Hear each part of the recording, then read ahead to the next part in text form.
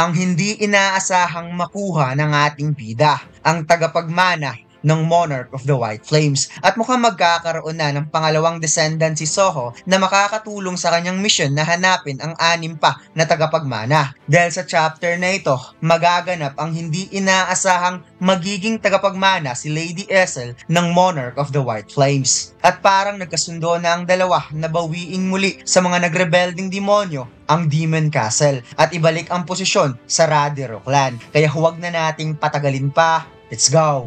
Nagsimula ang chapter na ito kung saan nakilala na talaga ni Lady Essel si Soho at kaagad niya itong tinawag na Young Monarch na napansin naman ng ating bida kaya siya ay napalingon at napaisip kung bakit siya tinawag na Young Monarch sa babaeng ito. At makikita natin dito mga lods na nagkasundo na nga itong si Grey at Brockie na parang na-miss nila ang isa't isa.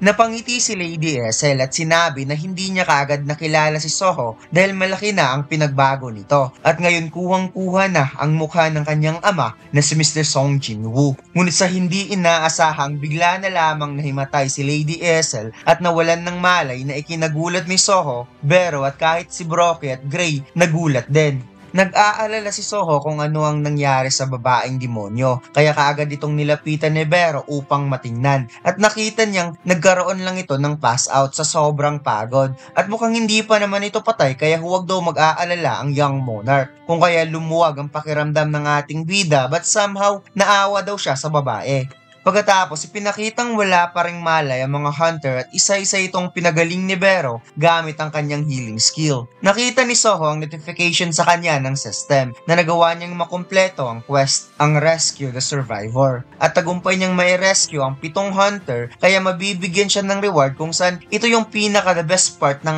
ating bida kapag mayroon siyang quest dahil nagbibigay talaga ito ng excitement sa kanya.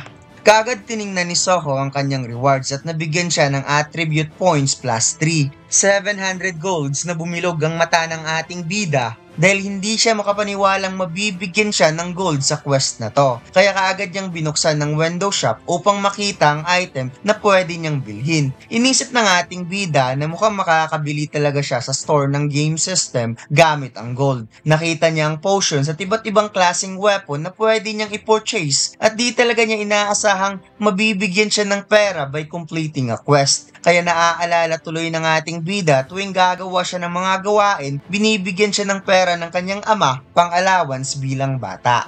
Kung saan napangiti si Soho dahil muntik niya nang makalimutan na ang system pala na to ay bigay rin pala ng kanyang ama. Kaya sinabi niyang gagawin niya sa tamang binigay na allowance. Nilapitan ni Soho si Lady Essel at ipinapakita dito na nakabili na siya ng potions para pagalingin ang babae. Ngunit sinabi daw ng system, ang potions na to ay hindi pwedeng i-transfer sa iba bilang isang item. Kaya napagtanto ni Soho na ang ibig sabihin, siya mismo ang magpapainom nito sa iba. Ipinainom ng ating bida ang healing potions at napansin niyang kaagad bumabalik ang complexion ng babae na parang nakita niya na unti-unting nawawala ang pamumutla ni Lady Essel. At wika ni Bero na ang paggamit daw ni Soho ng precious gold sa isang worthless demon ay tunay na mayroon talagang generosity heart ang Young Monarch. Sinabi ni Soho na hindi sila pwedeng umalis ng ganito, kaya ngayon dalhin muna nila mga ito sa loob ng Shadow Dungeon at inutos niyang siguraduhin ni Brockie na kunin ang mga katawan ng mga natalong demonyo. Pagkatapos ipinakitang naunang pumasok sa Shadow Dungeon si Brockie at Grey kasama ang bangkay ng 3 low-rank demon pati na rin ang walang malay na si Lady Essel.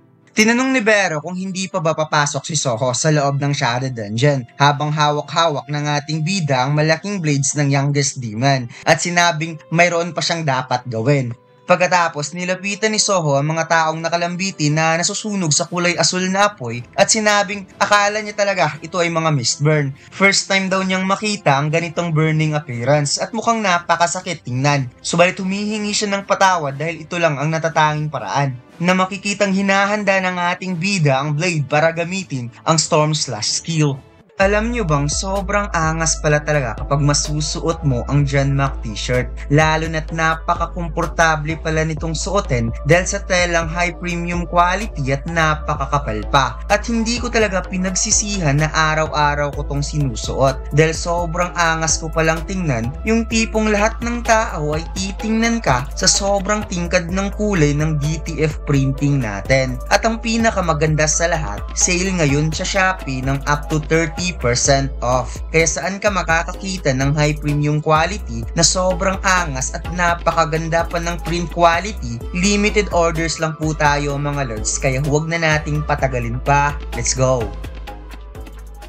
Pagkatapos, ipinakita ang daanan ng train na may maraming naggalat na dugo at maya-maya isang paa ang umapak sa lupa sa harap mismo sa entrance ng field type dungeon. Isang hunter na mukhang tank classification base sa forma nito.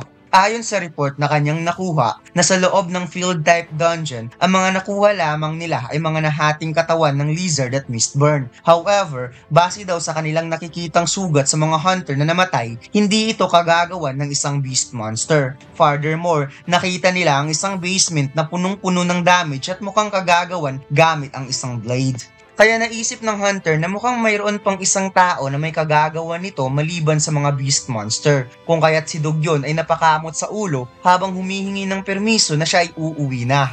Tinawag siya ng hunter at tinanong kung siya si Kim Dugyon, ang informant. Sinabi ng hunter na nasa record na mayroong nagngangalang Song Soho sa Expedition Team Collection Unit at tinanong kung kilala ba niya ang taong ito. Nasagot naman ni Dugyon na kilala niya ang taong ito. Isa itong junior colleagues na siyang pumunta para tulungan siya. Kaya natanong ng hunter kung nasaan si Song Soho. Hindi kaagad nakasagot si Dugyon at mukhang napakaseryoso ng mukha ng hunter para malaman kung nasaan ang nagngangalang Song Soho. Kaya napakamot ang ulo ni Dugyon na napasmile at sinabing sabay daw silang tumakas at dinala niya ito sa ligtas na lugar. Dagdag pa niyang nakakahiya daw sabihin pero bilang isang irang hunter wala siyang ibang magagawa kundi humingi ng request support from Hunter Association kung saan mas lalong naging seryoso ang mukha ng hunter kaya nagulat si Dugyon nang hinawakan ng kanyang balikat at sinabing tama lang daw ang ginawa niya. Dahil ang pagsunod sa Hunter Association Manual ay ang pinakamabisang desisyon bilang isang irang hunter.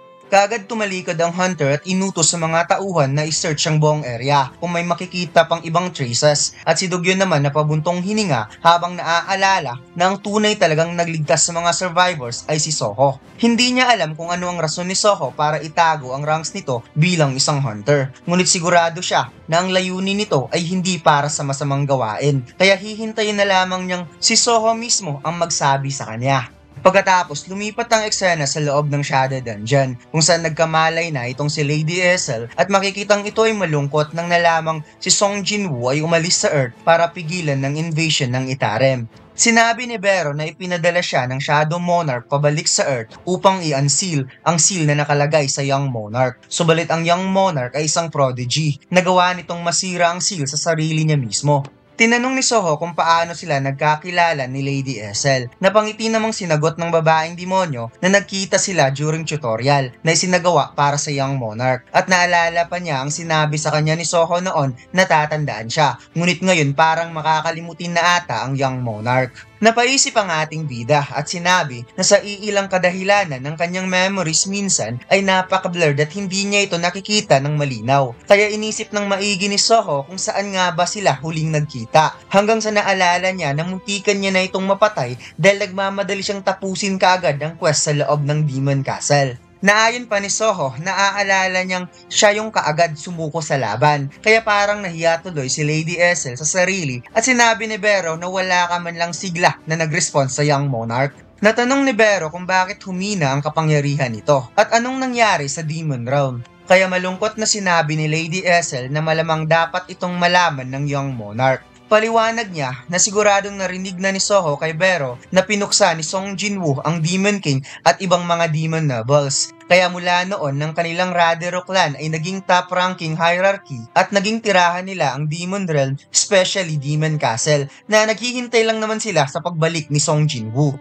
For several decades, namuhay sila ng mapayapa kahit hindi na bumalik si Song Jinwoo. Subalit about half year ago, dumating ang isang problema. Isang magical enhancer ang tinatawag na Stardust ang simulang kumalat sa mga demons, kung saan napadilat ang mata ni Soho nang narinig ang Stardust at naalala niya na parang narinig niya ang bagay na ito nung nakipaglaban siya sa 3 demon. Sinabi ni Lady Essel ang Stardust ay hindi gaanong nagkakaroon ng effect sa mga high-ranking demons na mayroong strong magic power. Subalit kapag ginamit ito ng mga low-ranking demons, it's significantly amplified na magkakaroon kaagad ng lakas ang mga mababang uring demonyo. Dagdag pa niya, ang Stardust sa Demon World ay naging malaking problema at dinagdagan pa ang matagal na absence of presence ni Song Jinwoo. Kaya ang mga demon ay nagkaisa with a single purpose. Nagagawa sila ng rebellion against Radero Clan na siyang under protection ng Shadow Monarch. Ang rebellion ay kumislap sa pamamagitan ng pagdami ng mga demonyo na humantong sa isang malaking digmaan. Ang kanilang Radero Clan ay lumaban upang protektahan ang Demon Castle na ipinagkatiwala sa kanila ni Song Jinwoo. Subalit ang kanyang pamilya ay walang kapangyarihan para pigilan ang mga rebellious demon at sa kasamaang palad sila ay bumagsak matapos ang kalahating taong digmaan.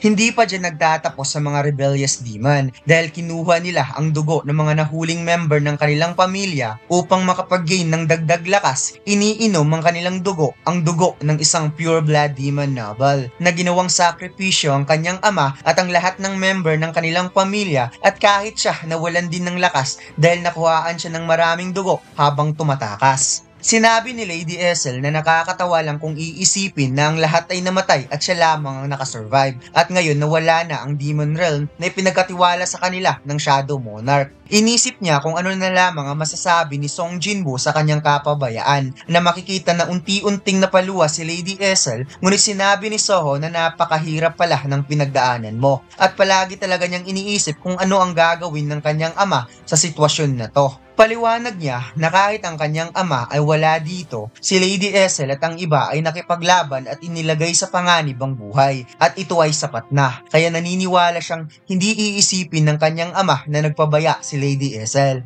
Masaya rin siya dahil nakipaglaban talaga ito hanggang sa dulo para sa relationship na namamagitan sa pamilyang Radero Clan at Shadow Monarch. At makikitang napakindat nga itong si Soho mga lods at sinabing tutulong siya hanggang sa makakaya niya. Magtutulungan silang dalawa para maibalik ang Radero Clan. Napatulala si Lady Essel habang naalala ang sinabi sa kanya ni Jinwoo na siya ang nagsabing palaging nagkakaroon ng kompetisyon ng mga demons para sa hierarchy. Na sinabi ni Jinwoo na sisiguraduhin niyang ang Radero Clan ang magiging number 1, kung saan tuluyan ng talagang napaluwa si Lady Essel at sinabing Young Monarch, siya ay nabibilang rin sa mga Radero Clan. Pagkatapos, ipinakitang nagulat si Soho sa notification ng system na sinabi ang huling survivor ng Pure Blood Demon Noble ay si Lady Essel na nag-express ng pasasalamat towards player at tinanong ng system kung gusto ba niyang i-recruit ang tagapagmana ng Monarch of the White Flames as a companion. Well, hindi ko akalaing si Lady Essel ang magiging tagapagmana ng Monarch of the White Flames at wala naman talagang ibang naiwang demon na isang noble blood, kundi siya lang. Kaya deserve ni Lady Essel na maging tagapagmana ng Monarch of the White Flames. At hindi na ako makapaghintay na makita ang kalalabasan ng kanilang combination kung gagamitin ni Soho